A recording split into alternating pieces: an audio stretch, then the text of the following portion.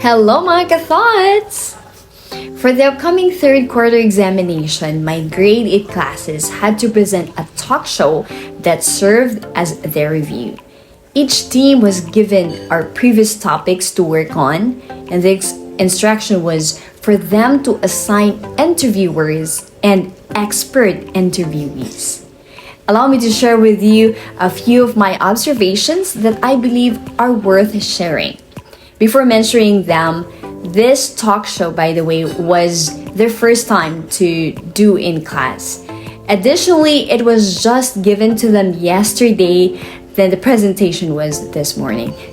It was not my initial plan, of course. But then, due to adjustments and other project presentations, we needed to be more flexible. Now, let me enumerate to you my observations and my thoughts about this. First, it was so evident that there were teams who came prepared. On the other hand, there were teams who hadn't even started to talk about their talk show because they thought that 10 minutes of polishing was just enough for them to maximize. All of these teams were given the same opportunity, instructions, and the like. Yet not everyone came prepared.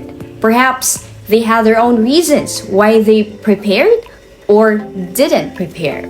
Regardless of the reasons they had, we all know that when we fail to prepare, we prepare to fail, or we won't be at our best. Yes, the time was not enough given the situation, as what I mentioned earlier. But then we can also learn that life will challenge us to prioritize what really matters to you. Then you get to set aside the minor to focus on the major. Second one, there were students who embodied their roles as interviewers and most especially expert interviewees.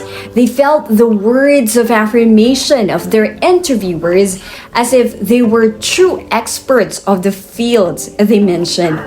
They confidently embody it as if they are the one being introduced, even if it was just pretending. As I watched my students, I was reminded of my business mentor's words, act like a blue diamond. I think that sometimes, if not most of the time, we allow our current situations to dictate how we should act.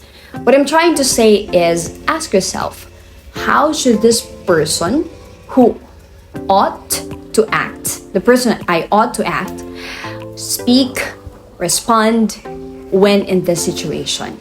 By then, you are giving your best, or you're giving yourself a favor. Like these students, they acted not mere students, but experts of their fields. Lastly, there were teams who enthusiastically volunteered to present first.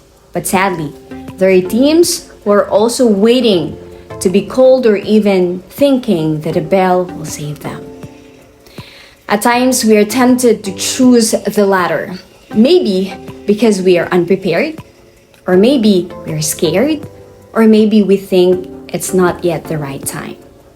So sad. Were the teams who volunteered perfect? No, they're not, but we're willing to show what they've got. What about you? When will you act?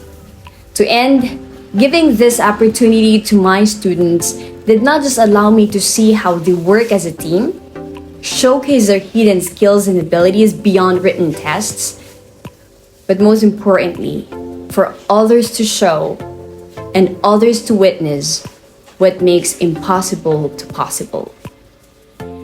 When we come prepared, act as we ought to, and stop waiting, rather acting, not later, but now.